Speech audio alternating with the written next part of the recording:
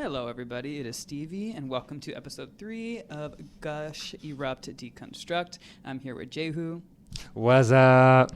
and we are going to talk about the importance of video games being the ultimate experience, entertainment experience, in fact. Okay, movies, you're not up there. Music, you're kind of competing, but we need to see you live and in concert for you to even try to usurp the throne that video games has, the chokehold that video games has. Period. Yes. Okay, so let's start with how we met and how we connected, like based off of video games. We met working together at a job together at Gulf Coast Village. Don't you mean Gulf Coast Prison? Yeah, it was pretty much. We had a few wardens, non-mentionables, but HIPAA, Oh yeah, I mean it was interesting for our first job. Yeah, it definitely was. I definitely saw some characters. It brought out like the survivor in me. Okay, Yeah, like I left feeling like I had street cred. Okay, Listen, that's how it's serious it was. either step up or step aside. For real, it was serious. And we definitely connected on the fact that we are both gamers, okay? And we both very much enjoy that. And I don't know about you, but every time I do find a gamer, like when I'm working, I'm like, thank God. Thank God. We're a rare breed. There's a difference between playing games and being a gamer. It's a commitment. It absolutely is, okay? We were actually talking before. If you're playing FIFA, we don't really know if you're a real gamer, right? There's a lot of downtime with FIFA. Well, because I am in it for the story. I'm really in it for the story. Me, I'm definitely in it for the story. I mean, button mashing is a one thing, but like I said, like anybody can button mash. Well, I like fighting games too. Yeah. I'm not gonna lie. I like those. Fighting games for me, it depends.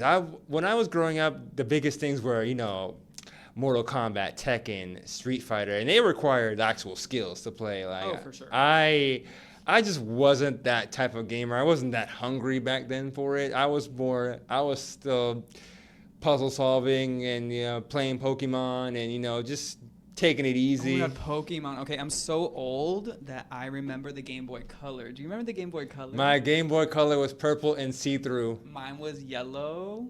Yeah. Wait, hold up. I did have a purple see-through one, but I swear to you, one of my cousins, like, my mom had my cousin buy it, right? Or my aunt buy it. My cousin was a child. He ain't buying shit, okay? He can't even buy a gumball at that point. It arrives, and it's not the one on the box. Like, the one on the box is the white one. So I'm expecting a white one, and I get the purple clear one, and it was greasy. So I was like, wait, did you really stick your old Game Boy in? Refurbished. Return to sender. I was like, oh my God, I got this greasy Game Boy. But you know what? I love I love that Game Boy. I absolutely adored that Game Boy. So it was what it was. It was what it was. Funny story about the Game Boy from my experiences is when I was playing what the kids called back then a brick, which was the original Game Boy, the white one, the big thick one that could look a textbook, like a Bible, honestly. Oh God. So I kept borrowing it from my friend, my friend's cousin, and we kept playing. We get back and forth and stuff like that. My mom finally said, let me get him a Game Boy. I'm being up for some fluke of the universe. My mom actually got a Game Boy Color. And I'm like, what is this? So I slipped in my Pokemon Yellow, and the Nintendo thing brought up with lights. I was like, what is this? The battery life was terrible. But I did what I could back then. I salvaged the clock lights, battery for the toothbrush, the radios, anything that had a battery went straight to my Game Boy. You know what? I also had like 2 editions of Pokemon. I had a red one, and that one was, I think that was my cousin's actually. Not the same cousin with the greasy Game Boy, because he can go kick a rock. just based off of that. Like, no shade, but you can go kick a rock. But we also had like a blue one, a Pokemon Blue, and this is how like ratchet we were. It had no memory. Like that game had no memory, so we could only get to the 4th gym. Like I was dead. If we put hella work in, we could make it to the 4th gym. Bro, and then it was just like, okay, I've you been playing living for like 12 Ash hours. right now, bro. 7 seasons and still has 2 badges. It was like having your memory wiped. I was the Drew Barrymore of Pokemon. Oh my God, I could not. Back then it was a struggle, man, between having to figure out how much time I have battery wise and getting lost and I had a hard time figuring out how to catch my first Pokemon. I kept killing them, and I'm like, damn, when am I gonna throw the Pokeball or whatever? And I was like, it took me forever. So what was like your first exposure to video games? Was that it, or was it? My first exposure to video games, I had so many, like, I want to say firsties, if you want to call them, because definitely my fondest memories is playing Pokemon. I definitely had a Sega, and that was my thing. I was playing Lion King, Aladdin, Ninja Turtles, Street Fighter at the time, but I was never really good at it. I just played it because it was the thing to do.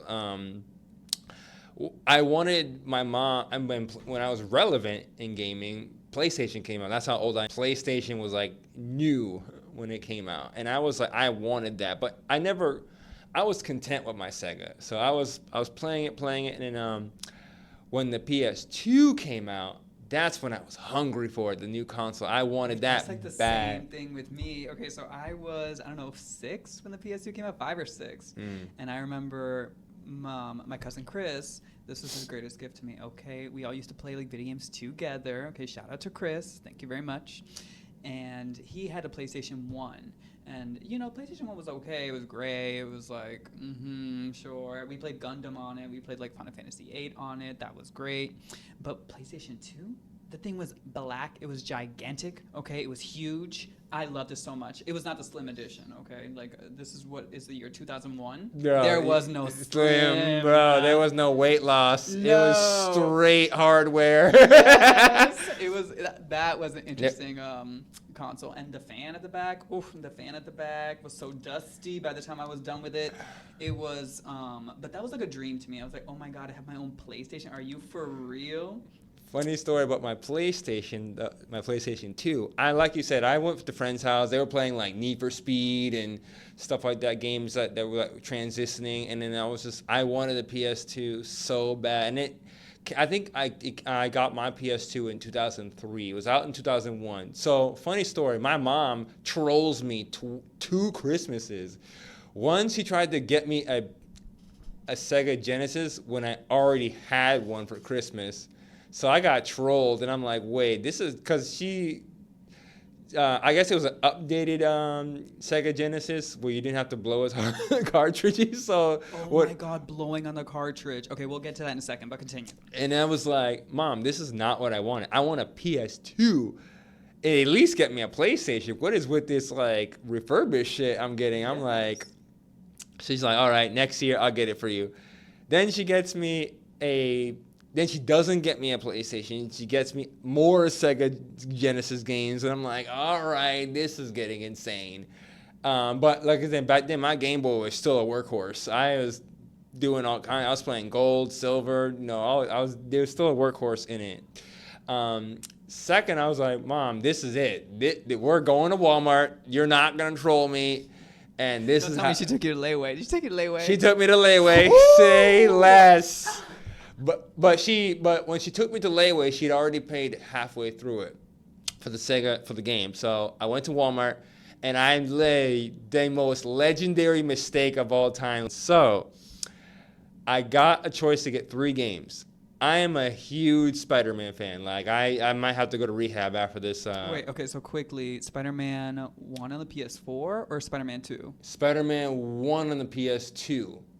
The game. Wait, no, let's just go PS4 versus like PS5. The 2 Spider-Mans, the most recent ones. Which one's better?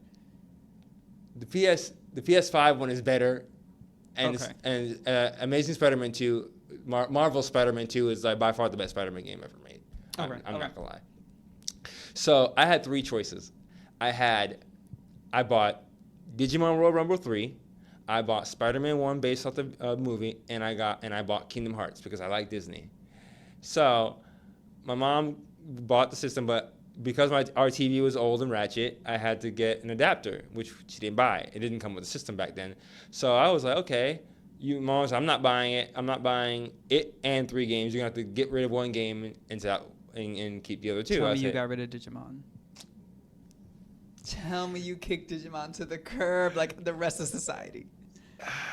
I was but a wee lad and couldn't make my own decisions. So because I was trying to be cool and I was trying to just keep what I wanted, because I really wanted Spider-Man because I love Spider-Man. I like Digimon, so I got rid of Kingdom Hearts. Ladies and gentlemen, till this day, I am still regretting that decision, because who would have thought that Kingdom Hearts 1 would be one of the greatest games of all time. That game is a classic. For that gamers. Game is a classic. I thought it was going to be some runaround game that would have been forgotten in 6 months because it's just Disney character. But the story that went into it, yes, and the original characters were good. The story was good. It was tied into Final Fantasy. It was popping ever since PS1. So I was like, wow, I just made the biggest mistake of my life. Not until in high school is when I beat the original Kingdom Hearts. Oh, wow. That was definitely so we kind of came up in the same era with video games. This is what it looks like. It's PS2. And honestly, I think PS2 is the greatest era.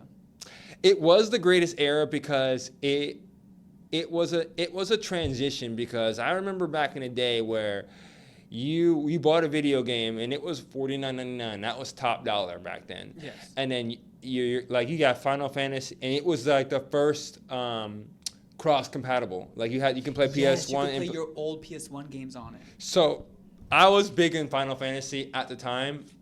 So I remember playing my 4-disc 8, my 3-disc Legend of Dragoon. If you don't know it, Google it. Oof, but they don't have that on PSN now. Legend of Dragoon, do they? They actually do, actually. Oh, okay. I might have to check it out. Yeah. What? The trauma of when, a disc would scratch too much. And then you just had to sit there. You just had to be like, I can't play this damn game anymore. Yeah. That was horrible. That transition to me, I always kept good care of my disc to begin, because I would usually just leave them in the system. Okay. Wait, you would take them out? No, I would just leave them in the system as I'm playing. Okay. So, actually in middle school, I can't remember his name. Shout out to you in my memory. But he actually showed me a trick about how to clean the game. So wait, the alcohol trick? No. It's actually, I put the disc in the freezer for 5 minutes, and I would wipe it clockwise. And it would literally get rid of all the dust without actually having to seep it in water or anything else, or any harsh chemicals. Wow. And it would usually bring back the disc. It wasn't until 2008 where they actually made resurfacing equipment for that. But back then it wasn't a thing anymore, because the DVDs have evolved to unless you took a penny to it, it was hard to break. But those PlayStation games were finicky. But your friend came in really handy, because I was doing the toothpaste, I was doing the rubbing alcohol. Bro. Honestly, I was traumatized on those discs. I was doing witchcraft on those damn discs. But it had to be done. Stories need to be finished. Yes, they did. It absolutely did. So how has your outlook on games changed since they've become more technologically advanced? Because it's we started when we had to put Duracell. We had to put Duracell Energizer Bunny in the back. Bro, I couldn't afford that. Whatever was on the back of my clock is what I used. I just remember having to save everything, and because once Game Boy Color and Game Boy had one specific thing that you knew what was going to happen. If you played for too long, yes, you had the red light. You had the red light, but once you started the graphics starting to fade a little bit, that's how you knew your battery was done. Yes. Save it or make it. My outlet for games, so much that has evolved.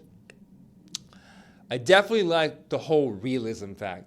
They really can.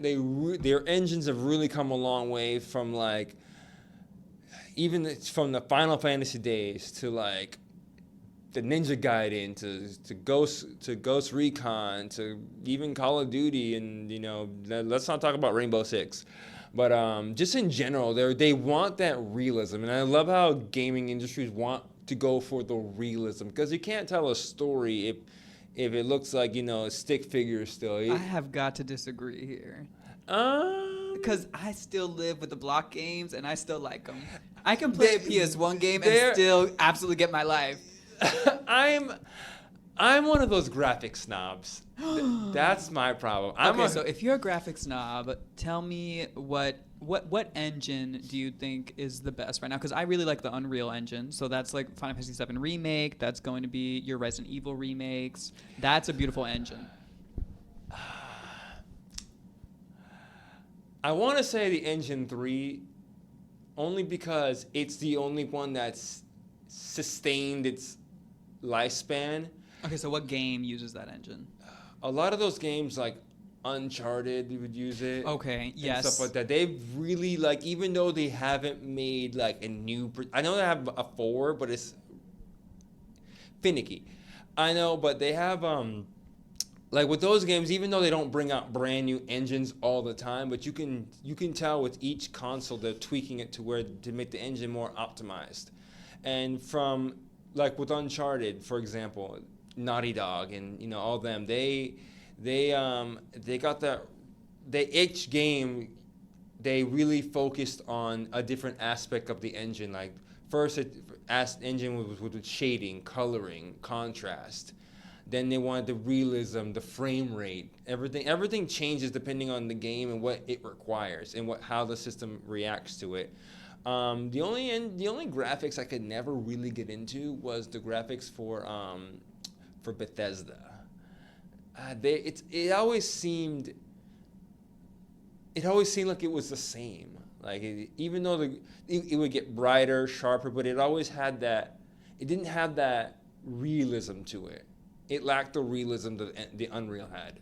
Okay. Yeah, I'm okay with honestly with whatever graphics you're gonna give me. It's more about the storyline. I don't mind the reading. I don't mind the text box. Like when voice acting first came out, I was like, okay, this is kind of weird because I was a big reader as a kid, so I could like imagine their voice and all that stuff.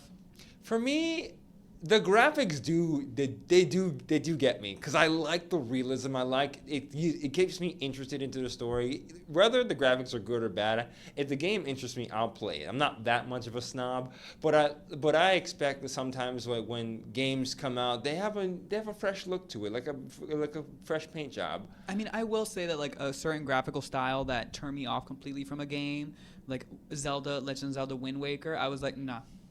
No, what are those with the squiggles and with the hair flipping and everything looks jiggly. And it was just all wrong. If you think about it, Nintendo's their own monster, if you want to call it. I mean, they don't innovate graphically, but they innovate gameplay wise. Here's the thing with Nintendo. Nintendo, by the way, if nobody knows this, Nintendo is winning the console war. And it's always been Nintendo. Well, the last 2 gens they have definitely won. Like the Wii outsold, and Nintendo Switch definitely outsold. The thing with Nintendo is they always marketed on a certain graphic plot line where they wanted to bring gamers, but they also wanted to keep their old gamers, the old school gamers, like your parents who were playing, Zelda and all those other games. They wanted to make sure that the kids can play with their parents too, like with the Wii and the Switch, that take it with them and stuff. They always marketed to a way where they kept it together, like a family-oriented system. Like where it comes to Xbox and PlayStation, no, Sony. I correct myself. Sony. They always wanted an independent source, and they were rivals. They wanted to who can bring out the best, who can capture the biggest AAAs, all that. They were about the gamer, but on a different aspect of it. And with graphics in general, like Nintendo, like you said, never had the best graphics. Even now, they just got into 1080p and moving to 4K because that's the new outlet, the new market, I would say. But you could still pull out, Mario who parties too hard and still have a blast. This is true. I mean, it captures like the casual gamers. That's what it does. Yeah, and that's what brings them the money. Yes. Okay. And about AAA games, because as we've gotten more technologically advanced, we're getting less and less of them. Because I mean, like PlayStation 1 era, what did we get? We got 3 Final Fantasies, did we not? We got 7, we got 8, we got 9. Now we get 1 per console generation. If you don't count the MMOs. If you count the MMOs, then we get 2. You see, the problem with the AAAs I see nowadays is that I think when it comes to the gamers of our generation and the ones that are coming up now and developers in total, it's the fact that they want to stick with a cash cow. And that's one of a lot of companies' problems. For instance, Xbox, I'm not hating on Xbox people. But just as a gamer, like, are Just- you disappointed by the fact that we get less of them now? I'm disappointed with the fact that every time we get a game, per se, it's harshly criticized for the most minuscule things. And it's more of like, for example, I love Final Fantasy. I love all the games that have multiple titles, but sometimes I would like those gaming industries to focus on a new IP. It would be a little bit more risky. It was the fact that all these gaming companies are really they're really playing safe nowadays because of the way back in the day they're playing it safe, because back in the day they didn't have the outlet for the fans to really criticize, to really bring out like their side of the story. It was either you played the game or you didn't. But nowadays they bring out anything they bring out. It's like the minute it comes out between midnight to 5 a.m. Some people are already halfway through the game, or they're barreling through the story, and they're already on YouTube saying, "Well, this game sucks and this game is repetitive." Okay, so maybe like what you want to say is that there's too much judgment now, and maybe it's not a private experience anymore. It's more like a public experience. That you're trying to experience it publicly, share your opinion. That's more your priority than rather like getting to enjoy the game. It's more the factor that a lot of the game industries are playing it safe. They don't like. When was the last time you got anything from Activision other than Call of Duty? Oh, When was the last We're time? gonna get into Call of Duty. Yeah. And I'm probably gonna slander Call of Duty. It's not about slander. Call of Duty's like some of the game industries, like they have. I will give you this: to make a proper game, it could take years. And it's like with like places like Naughty Dog, and like it makes sense to stick with what makes money, because it's a big industry and they need revenue. Yeah. But when it gets to the point where nobody's excited for the next game because there's so many of it and it's such a cash cow now, but I'm sorry for all the fans. I'm a huge fan, but Assassin's Creed is starting to get like to that point where it's like they're just bringing it out just because Ubisoft. It's expected. It's expected. So with the last AAA games, I would say is keep the AAA games how they are, but it's another aspect I would say why they don't bring as much, because with the expectancy of how they like the fans and the social outlet for it wants the perfection of it, they can't really branch out to having all these games in the works. They really have to focus on this game to be the best. So it kind of halts all their minor projects, because they expect this Call of Duty to come out. They expect this, Assassin's Creed to come out. They expect this Madden. They expect all this. So they want to make what makes money to keep them working on the projects they want to bring out in the future. Right. Okay, so let's get into what sets games apart from, other forms of entertainment. Movies. I'm trying to think of more past entertainment. TV. What else? Games itself really is an extension of all those to some degree, because when you have games like Final Fantasy, Uncharted, The Last of Us, all those games, like if you really sit down and pay attention and you exclude the gameplay completely and you watch strictly cutscenes, like let's say we just watch cutscenes, there's still the direction, right? The writing, the music, the plot, you cannot undermine the music. Okay, the plot, the design of like both the environments and the character design. It's the ultimate art form. I'm so sorry for everybody else. I'm so sorry that for everybody else it's an absolute chop, but it is literally so many people coming together, and they have to share that space, they have to share that vision, and that's what creates magic. I recently to add to that point, I recently started watching gaming makings of games and stuff like that, and I'm like, it's really like a movie set. People wear these. They wear those suits. They wear those suits so right? to capture real movement, real voicing, it's real acting. Yes. Gaming is, for when you think of the gamer, we're just the tool to express their ideas and their universe. To experience them. Experience them. So when you take into effect like God of War and fighting games and stuff like that and story-driven games, and you're going through fighting zombies and going through dungeons, stuff like that, you're literally taking form of that person and their experience. It's like them falling through caverns, getting shot and stuff like that. You're literally living through them. Yeah, if it's a good one. If it's a good one.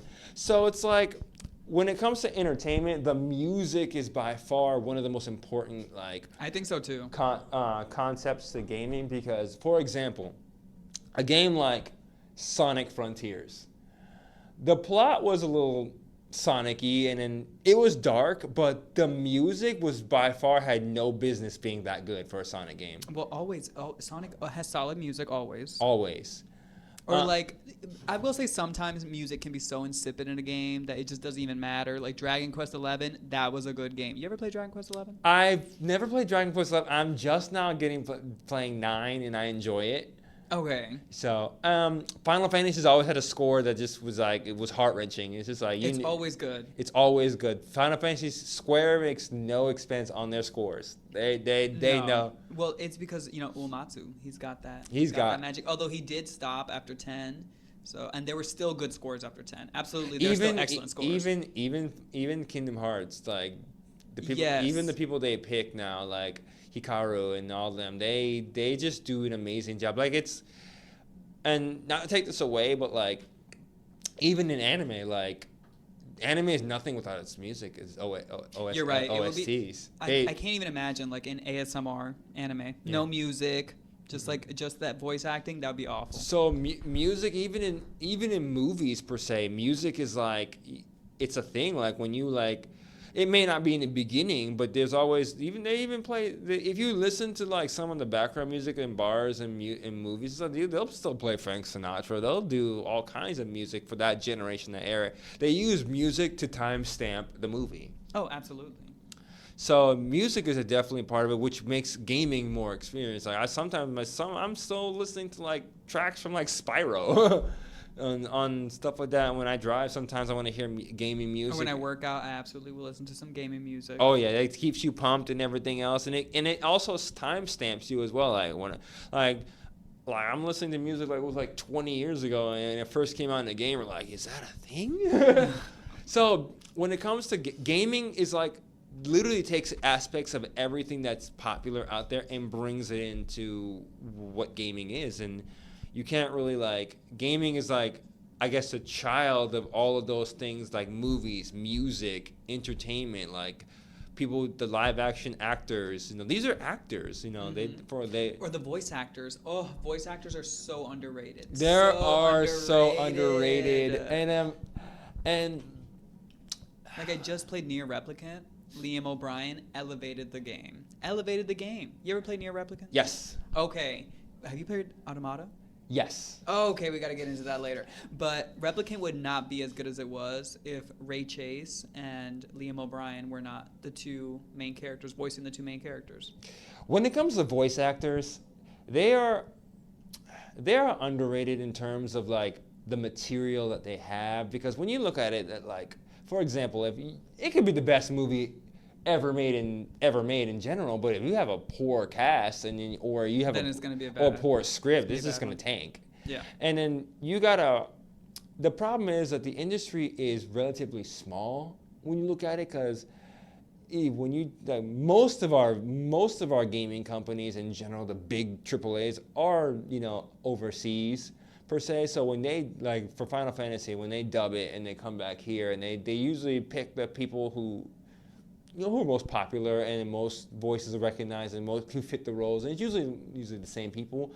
But it's more the factor of like, without the voice acting, they can't bring these characters to life without voice acting. No, not anymore. Not anymore. It's taken over. It's absolutely taken over. For Nier Automata, for example, the voices were amazing, and like the songs that went into it, and when you listen to the songs for like, for certain sequences. For certain sequences, it literally rinses you. Like, and when you hear the song, I'm trying to remember the name of it, but it was like I cannot. The Way of the World.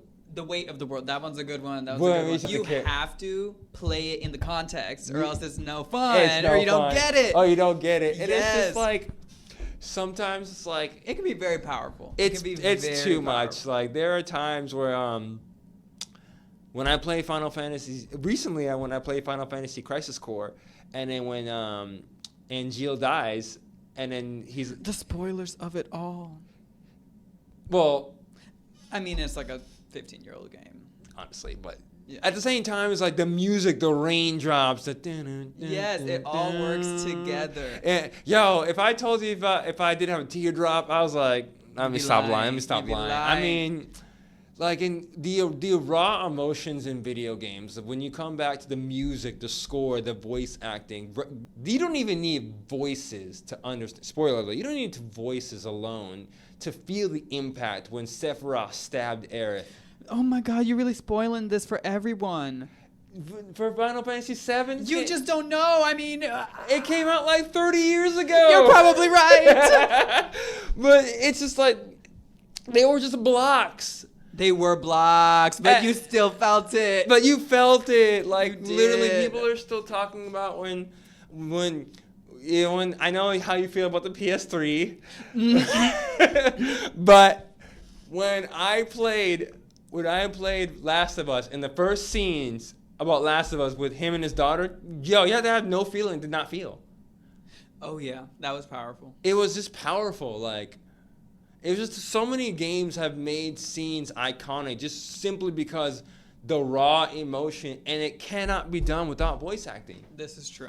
Okay, so what do you think we're missing something with how multiplayer has changed? Because I know growing up, like I would play the Mario parties with like my sister, my cousin, and the satisfaction I would get from stealing someone's star while they're sitting next to me is diabolical. And you know, if multiplayer has mostly changed to being online, and that was not fun for me. Like that first initial switch, that's part of the reason why the PS3 is an utter chop to me.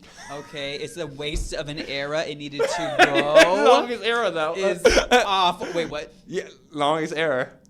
Okay, just because something's long doesn't mean it's good. Okay. World Yeah, War II but it's was not. long. It's not what you got. It's how you use it. Okay, sure. Honestly, though, bringing back to multiplayer, if you really want to timestamp multiplayer, the original multiplayer was the Dreamcast. Let's be honest. Well, I never played the Dreamcast. A lot of people didn't really know that, but the original, the Dreamcast was really, really marketed. But do you feel like we lose something we with the playing online? we do, but I feel like playing online, we lose social interaction. A lot of it has to do because you getting up to go to your friend's house and then you play for a little bit and you go out and eat, you talk in between, and it's just like. It's a different experience. It's a whole different experience. It's a different experience than just being now they call it couch gaming, when you come in and sit with your friends and then you play, Cuphead, or split screen, and it's multiplayer has definitely changed, and it's different for each person. Like I mean, when I first saw like Call of Duty being played on multiplayer, I just was not for it. It's like you kill them, they're cursing out your mama, your daddy, your grandpappy, and it's just like, what, is this necessary? Is this necessary? I was not equipped. I was not equipped. There's I feel old saying this, but there's so many terms to online playing. It's ridiculous. Like, for instance, let's timestamp it with Call of Duty. You got back in my day, you had the campers, the trolls. And then when you move on to my brother's generation, you got the sandbaggers, the sweats, the tryhards. It's just the pay to play people where you prestige by putting $30 in, you have everything. So it all depends on what game you're playing. Well, I guess it's not too different from like, being on social media. Yeah. You might post something and somebody might eat you up, and then it just keeps going and going. The experience varies between people, because I'm not really a multiplayer person, to be totally honest with you. I I won't play multiplayer games by myself. Like if I say I have Call of Duty, I have some of them, and I would get them, and I play the story, and I kill people and do whatever they tell me to do, and then I would get online with my friends and we play. But once my friends get off, I'm off because it's not that I don't want to talk to new people. It just doesn't interest me because I want to be able to get in the group and chat with my friends and talk about whatever. So it's to me, it's really not a question that can be can be quantumized with just a phrase. It's more of just like how you feel about multiplayer. There's some people who just strictly play multiplayer games. They don't like. I'm sorry. No, I know a lot of people like that. This is a chop, but I cannot buy a $70 game and only play half of it. It depends on. I mean, what was the last game that you just reneged on? Like you were playing it and then you were just like drop. God. I'm a weird gamer sometimes. Like I dropped Ghost of Tsushima. Did you say is it pronounced Tsushima? Did you just say you dropped Ghost of Tsushima? Ladies and gentlemen, we might have a problem. That story's what? Let's talk about this for a second. What? How? I only dropped it because it was playing on the PS4, and then I got a PS5, and then I was like, Then pay the $10 and finish it, dude. Ooh, okay, well, I wasn't that close to finishing it. Bro, that game is insane. It was good. It was good. From what I played, it was excellent. It's excellent. I might go back to it. I platinumed that game, and I even went back and tried to play it on the PS5. It was just the graphics were insane. I'm trying to think of what game just like ate it up for me, and then I could not. A game I recently dropped that I just stopped playing was probably like Innocence of Requiem with the rats. With a rat. Oh no, I'd drop it too. Yeah, it was just, I played the first one, it was really good, but then I guess I just got bored of it and I just dropped. I'm gonna go back to it eventually, but all right. Okay, so what's the worst gen of gaming and what's the best? I need to share my opinion that PS3 is the worst gen of gaming because it was obsessed with FPS, and that's first-person shooter, and I don't like first-person shooters, and I was extremely bored. And the JRPGs were tragic. Star Ocean was in a dark place. yes. I can't say a console has its worst phase because each phase of the consoles had a different agenda. Oh no, okay. So, PS3 is the worst. PS2 was the best. Okay, PS2 was the best because it was literally the workhorse of all gens because it was the first that was cross-compatible. It didn't have wireless controllers yet, but it was possible towards the end of its lifestyle. They brought out some of the best IPs to transfer to the PS3 to give it a library. PS3, they really wanted to focus on graphics and new IPs. Some were good, some were bad, and they really wanted to bring out the cross compatibility. They wanted to market Blu-ray. They wanted to market storage, the predecessor to storage consoles. Remember, we had like 9 PS3 models because the original was the 40, 60, 80. Then they got they discontinued that. They made the fat one, and then each one was different. I was tortured that gen. As a JRPG fan, I was tortured. As a JRPG fan, they gave us nothing. They really didn't give us much. They gave us nothing. I think the worst gaming era was the PSP.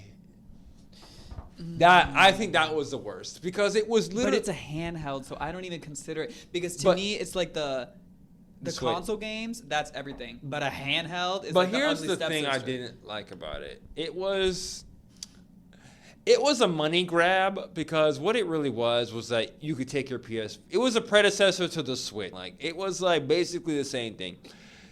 But not as advanced, obviously. And you could play video. You could play like, Uncharted on it. You could play like Dragon Ball Z. You could play some of the game consoles that you could play handheld wise. But the graphics weren't really there. It was small. Yes, they didn't bring out. Like, the AAAs didn't come to it, so you basically had, like, bottom-of-the-barrel games.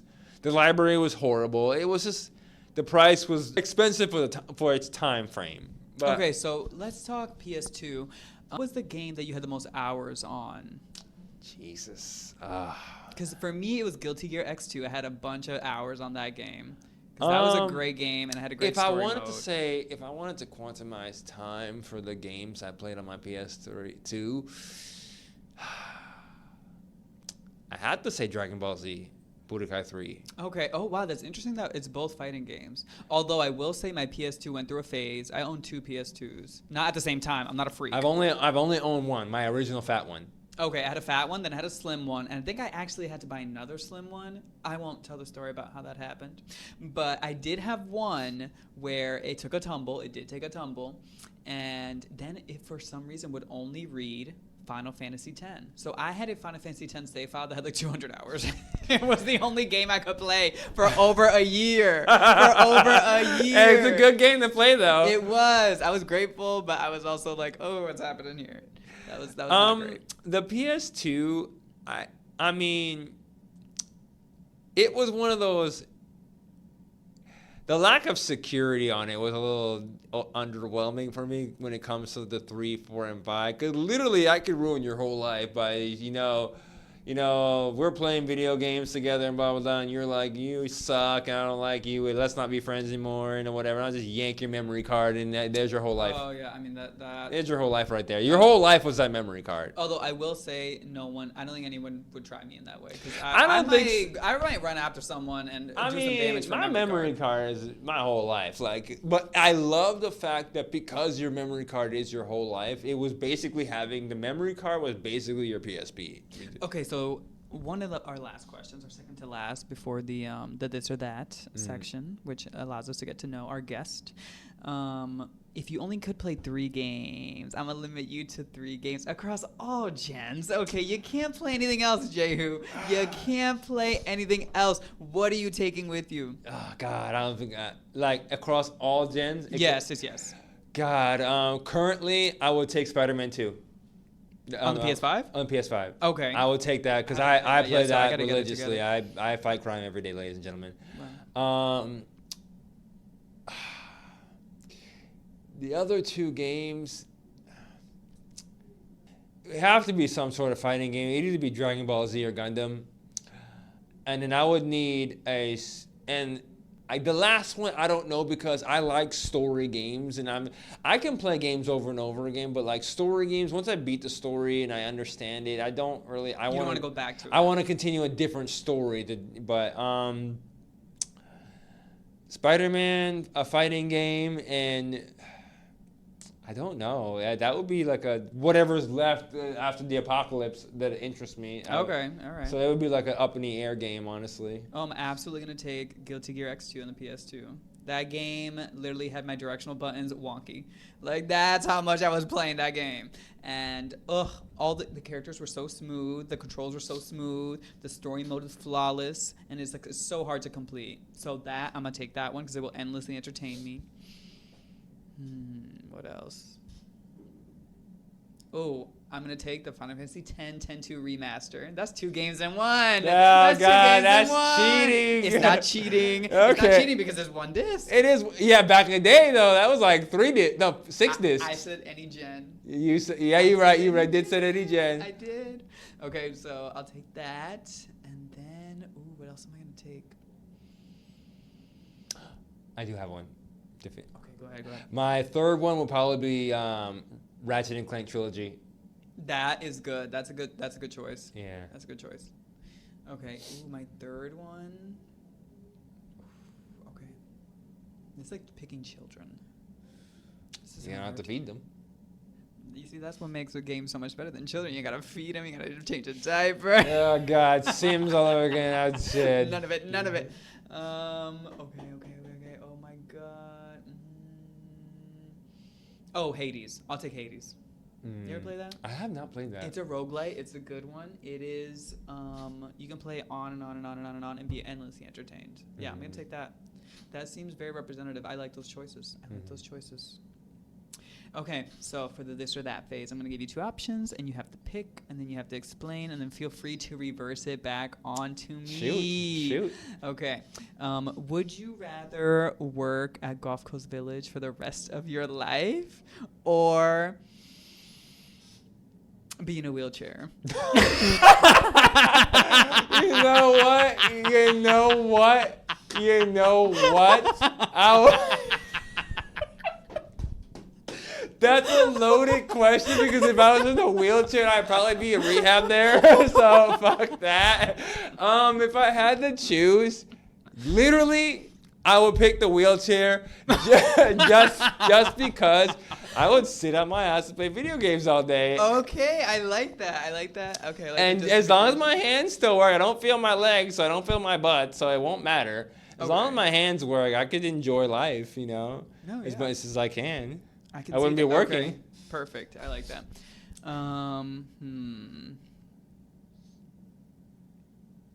You know, it's making me think about what's on the board behind us. We're actually in a study room. But I should not ask you that question. Honestly, what would your answer be? Golf Course Village for the rest of my life or in a wheelchair? Yeah. I'm taking the wheelchair. Okay, we're in agreement.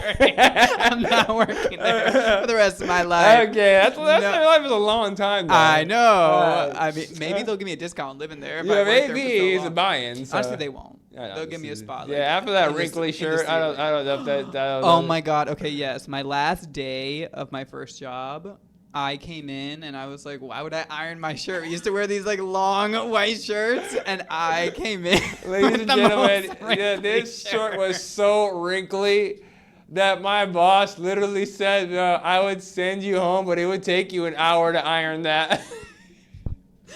Honestly, I did it just to be petty. So yeah, I don't know. Sometimes I'm like, oh, I've changed so much. I don't think, maybe not. I don't know. I don't know. That shirt spoke volumes. Okay, I think that was a great revealing this or that section. But do you have any questions for me? I do. Like, if you could trash any console, what would you keep? Any console? If you had to destroy any console, like, for example, like if you had to pick one console and the others were getting trashed, what would you pick? Oh, any gen? Yes. Actually, I'd probably pick PS4 because I want access to the PSN, and that was a fun era. I really enjoyed the PS4. Mm-hmm. I did. I mean, PS5 doesn't have enough like exclusives for me at this point for me to pick that. Mm-hmm. That's what I was gonna think. Yeah, but they do have like great things on the PSN. Yeah, I will give them that. How do you feel about Xbox? I have never played X. I maybe played it like twice, and I was playing Halo, and I was like, I don't like this controller. It felt like I was cheating. Over the years, I can't say I haven't bashed Xbox for what it's worth, but my thing with Xbox is that Microsoft, yes, they were the last to come in on the gaming wars, and I get it. Play catch up, console wars, whatever, but it's just the original like add-ons to make to like you buy a whole system, buy games, expecting to jump online with your friends, and realize that you have to buy a wireless adapter to get online. Like it was not built in. That's not cool. Disc tray, that took them forever to get rid of. Getting AAA consoles, AAA games, and they still tanked on the Xbox. Like, for example, we like Square. You know what? One that I would trash though. I didn't say which one I would trash. Did No, I? you didn't say which ones. Wii. I'm a trash Wii. Wii or the Wii U? I didn't play Wii U, but when I tell you that like trying to find a good game on the Wii that was fun for me was like trying to find water in a desert. I was like, Metroid, you suck. What? How did Metroid suck? Metroid sucked. Like, it was one of the greatest game reveals of all time. Metroid Prime? Yeah. To find out that Samus is a woman? Metroid Prime. Yes. No, I can't. No, that was not fun to me. I didn't enjoy turning into a little ball and going down a tube. I thought I was gonna kick ass in that game. How did you feel about Mega Man?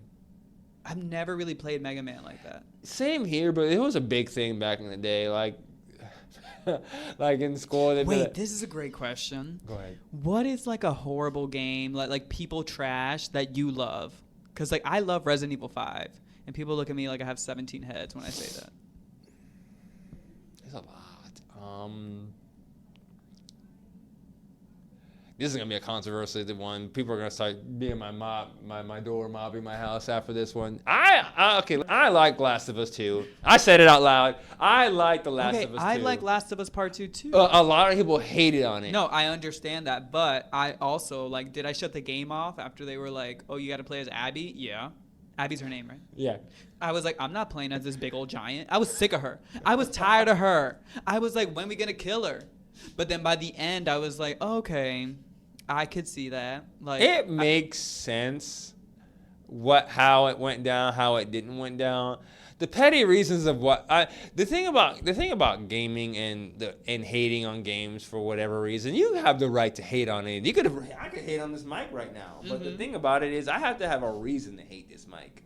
Like a legitimate reason. If it's too heavy, it hurts my hand, blah blah blah. But people are making like remarks about certain games and certain things about, why of a sudden, like, why is Ellie gay, or why is this that? Why does that even matter though? Because like the people always assume that people base games off of what's going on in society. Like, it's not really the case. It just happens to be a representation of what their story is trying to say. Like, how can we make this more immersive, more elusive, more reality? Gaming is not to make a standpoint or a political choice or whatever. It's to test your imagination and see how far you can push it, entertain the fans, bring new people in. And it's like the bashing of games in general. Like, I mean, Last of Us 2 was a good game. I thought it was a great game, and it makes you really feel as a player. Yeah. Like these intense emotions. Yeah. But this is the thing, and spoiler alert, once they killed Joel, that was gonna like slash off an audience, a certain percent of the audience who was gonna hate the game no matter what. A lot of times, people get attached to a character and they play just because. I mean, look, for example, if you play Cloud for like halfway through the game, Sephiroth killed Cloud, and you're stuck with Barrett and Tifa, would you play the rest of the game? I personally would.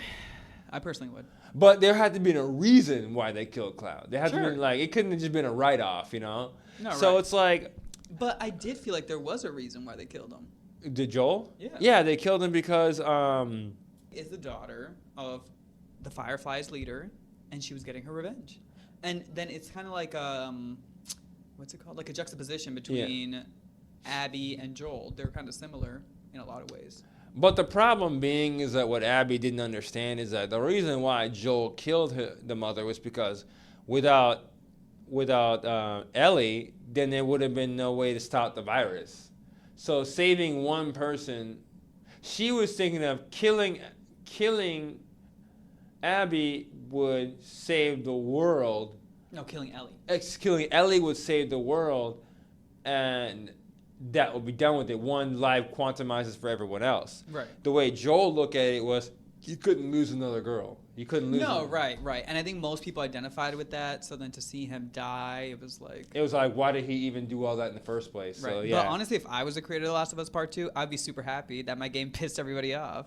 I mean, games are supposed to be like, with the fans in general, fans have me personally as a fan and as a consumer and everything else, I think it's my responsibility to bring out my opinion and test the content that's bringing out. If I just accepted anything, then it would just be like, I don't know. Well, people take fandom so seriously. Like, it's not just video game as fans. they should, but for example, when they brought out Sonic looked horrible.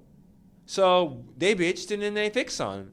Oh, you mean in the movie? Yes. Yes. Okay, and that movie was solid. Yes, The it movie was solid. I did enjoy that movie. I'm not Yes. gonna lie. Had they just accepted the fact that he was just a hedgehog and whatever, and they brought it out, then it just would have been dishonesty to the fans. Mm-hmm. But when it comes to like, oh, his hairline is off, or why is her skirt not shorter than that, or what is it? It's just like they they take one person's idea who's popular on YouTube, and then they just bash the whole segment. It's like a group thing. It's like a group thing. Okay. So that's Alright. why I was like thinking like, with your question, like saying that how does that representation of how gaming has progressed over the years is like, I want to say the opinionation is not always what it is, and some games don't get the recognition they deserve because of past mistakes, and some mistakes that they don't fix, and some like the perfect studio who listens to their fans is, I think, Insomniac. They came far. They came from Ratchet and Clank. Now they're doing Spider-Man, and they're doing Marvel, and they're listening to the fans. They're providing charities to help lower income youth that want to get into gaming more opportunities, and I think that's what fans should be looking forward to, getting new content to make new AAAs, like you said. Okay, yeah. Like bring new things and innovative things. Yeah, to the innovative market. things. So we don't have an Assassin's Creed every year, and then Call of Duty. Assassin's Creed is just so dusty. It's just like I'm tired of seeing you. I'm tired of seeing you. For example, when you think of the game of the year, you're thinking of a new 2K, a new FIFA, Call of Duty, Assassin's Creed, wrestling games. Those are the games that you know are going to come out every year at some point in time. They're either remastering something. The PS4 was the remaster phase. So I feel like we're still in the remaster phase. Because of the graphics change of the 5. Mm-mm. But that's not always bad. It depends on if it's from the ground up. I enjoy it, but like, I have a question for you. What do you think the best storyline in a game have you ever played? Probably Nier Automata. It has to be Automata because there is a part in the game where it's like Path E. Yes, Path E. Once I get into like that last final dungeon thing, or even in the part where one of the androids is starting to lose their mind, I actually cannot go to bed until it's done. That's why I don't play that game anymore. Because I'm not really trying to have a sleepless night because I have to finish this game, but I cannot go to sleep because it's just too good. So it has to be that. It's like I have to finish that story once I get to that point. So it's a visceral reaction that you get as a player at multiple points in that game. Mm-hmm. Nier Automata was awesome because I just like the fact that different aspects of the game change depending on the choices you made. And there's not a lot of games that really test the boundaries of that. I mean, I really enjoyed the games like Heavy Rain and Detroit Human. Okay, yes, I did enjoy Heavy Rain. You see, and then that's why, again, video games are the ultimate entertainment experience because you feel like you have a little bit of control, you have a little bit of a say, yes, and you get to play out multiple options. Do you remember that episode of Black Mirror, that Bandersnatch episode? Yes. Yes, that to me felt like an ultimate cross between a TV show and a video game because you got to make these choices live. One of the questions that you missed that you wanted to ask me was, how did I feel about VR games? Oh, yes.